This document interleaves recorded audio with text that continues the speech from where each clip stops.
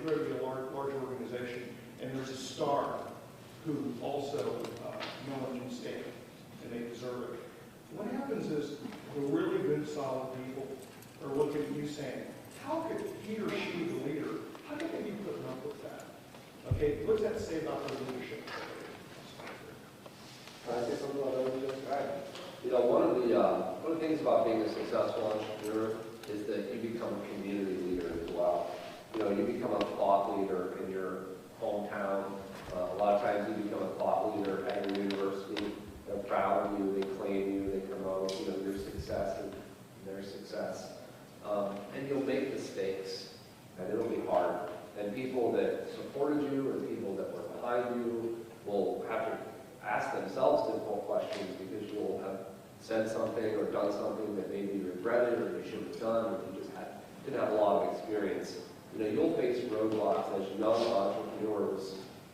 With success, success could be a roadblock.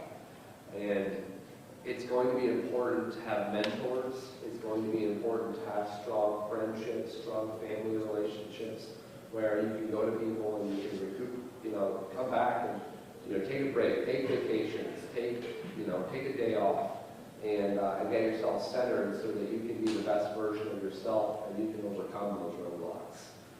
I understand, you know, narcolepsy. I understand overcoming, you know, obsessive compulsive disorder. I mean, I understand overcoming all sorts of challenges. And, you know, you can accept them and use them as strengths. And for me, you know, they become your competitive advantage. Everybody else is going to laugh at you, you know, for this disease or this hardship. You know, just turn it around. You know, make it your best attribute. And put it up front. I mean, take ownership of it. You know what? Like, this is who I am. Accept that, you know, this is what's going to be happening when you're working with me. You know, and I think that you'll be very successful.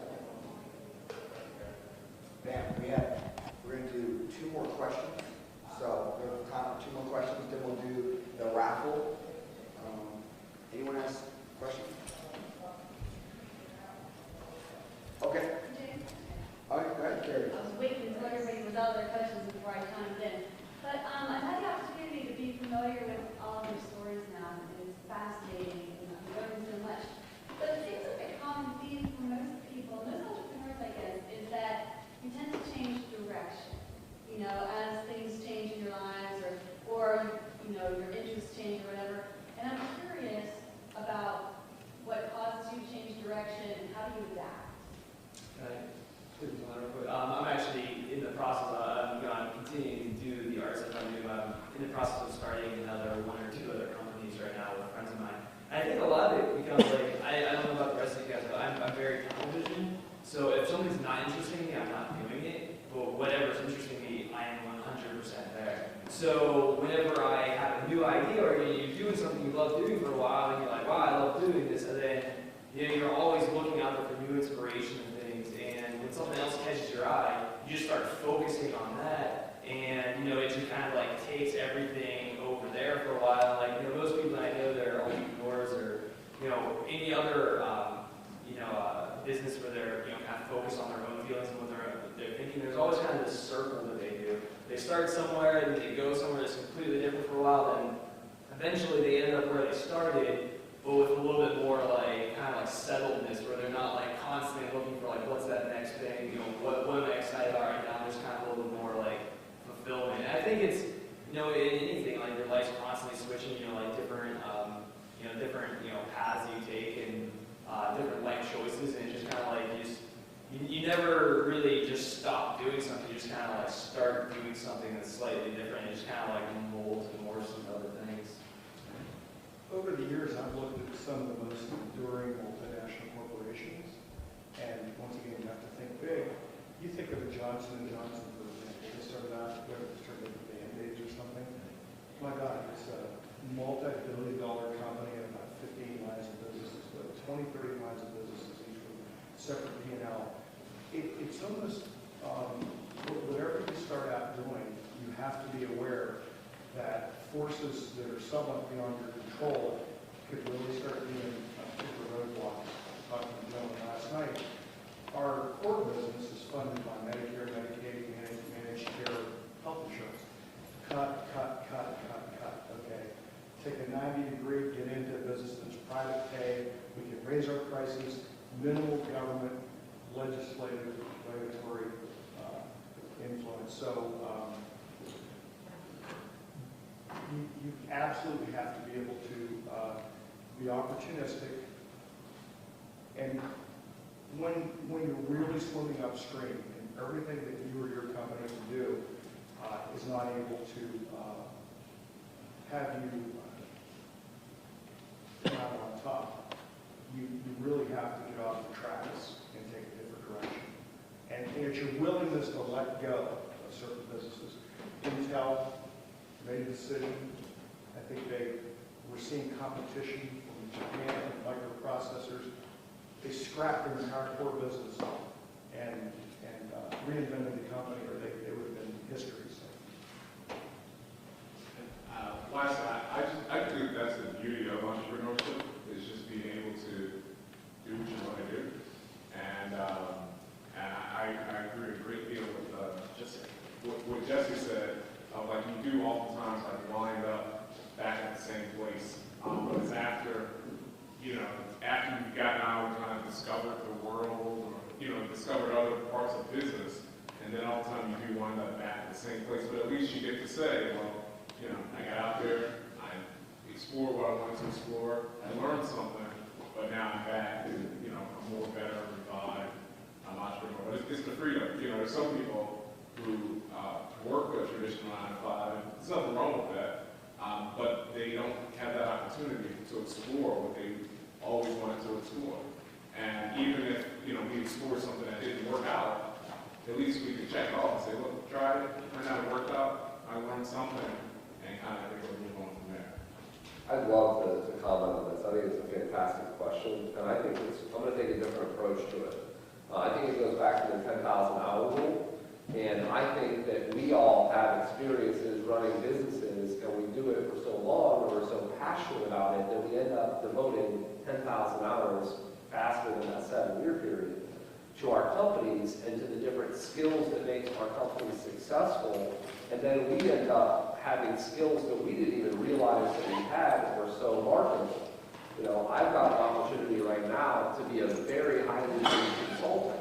It turns out I'm really good at helping other people start companies and make their companies incredibly successful. And I had one client that was so successful that they want to blow me up, I guess, as a consultant. And I'm like, man, I'm really good at I really like running my own business. I don't want to be a consultant, but I happen to be really good at it. And so it's this skill I developed from my work where I assess people all the time. I work with people with disabilities, and I'm constantly coming up with plans to help those people overcome their challenges and assess where their weaknesses are, where their strengths are, and how we can,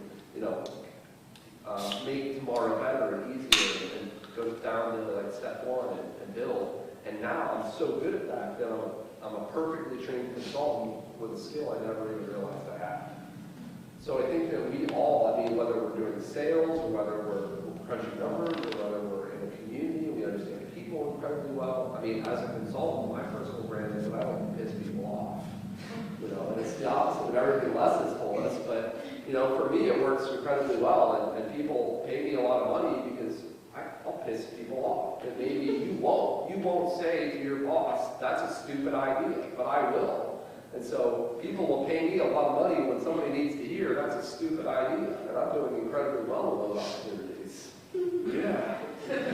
I don't know if that's what I want to do because I'm not particularly passionate about it. But to the point of, I have this skill and it's developed because of my entrepreneurial experience. And I think all entrepreneurs end up getting that 10,000 hours very quickly in skills that maybe they don't even identify or know that they have with them. They're working on. You going good? Well, the transition that most everybody's been discussing has been within their own business already started. And the biggest transition for me was from student to entrepreneur. And a lot of that transition started in a situation such as this, where I got to talk one-on-one with a mentor, and I really got to evaluate what my strengths and weaknesses were in my instance, inventing. And so I really had to investigate what I wanted to do and how to go about doing it. And my mindset was all that determined that. And one of the books I got really interested in was Think and Grow Rich. And it's not about making money necessarily, it's about becoming enthusiastic about what you're good at and finding out what you're good at through your natural instinct and passion. And through discussing this with my mentor, who is Brian Joseph of Touchstone Corporation, he's been great, and he's given me several connections, and everybody here, I can guarantee you, will give you amazing connections, and just expanding into that entrepreneur area from being a student and learning who you are. These are opportunities where you will find where you're going. There we have it. Let's give a big round of applause.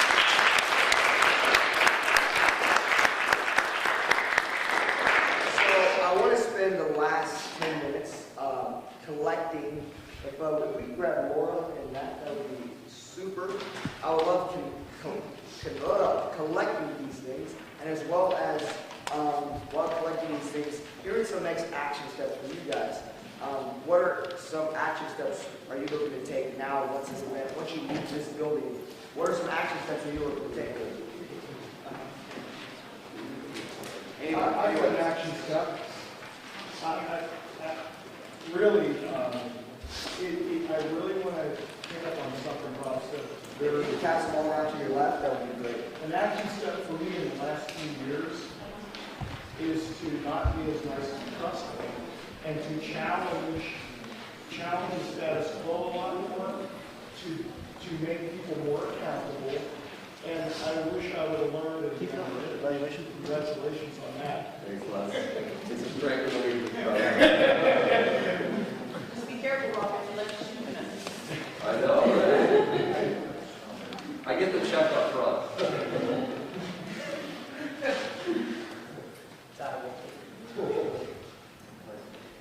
Has everyone got their event bounds? Let's give a big round of applause for them.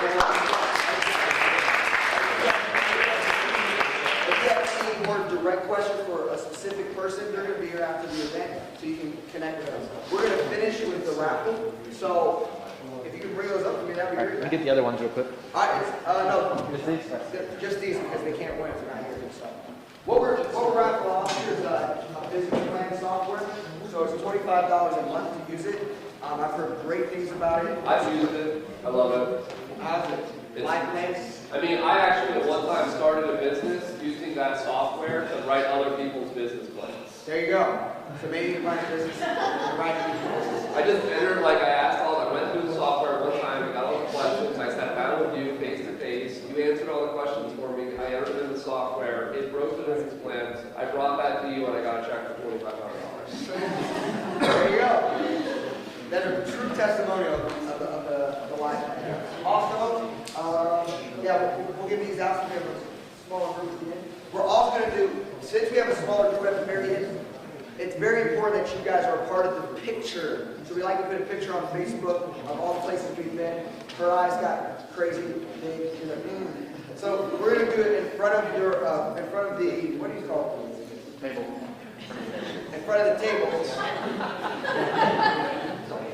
We're not going to do it in front of there. We can just bring the ET banners. Yeah, remember these two banners. Yeah, we'll bring those out, and we'll do it around the, is it your envelope? What's that called? The envelope. We're going to gather around that and take a picture, and so that's important. Let me round these off. I also wanted to say, can we give a big round of applause to Matt and Laura? They do a lot of the behind-the-scenes stuff, they really make this work. So, hey, Rob? Yeah. Leave your name. Steven? Oh, no, actually. We're starting this. If you guys are already connected with people, can you go outside? We'll go outside. All right, Drew is out. Matt, bring those over here. All right, so I need someone to be the rapper. Someone's gonna raffle. All right, so mix them up. So you don't get picked this fall. You come out of this little school.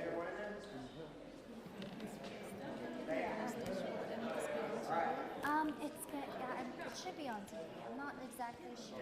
We can probably look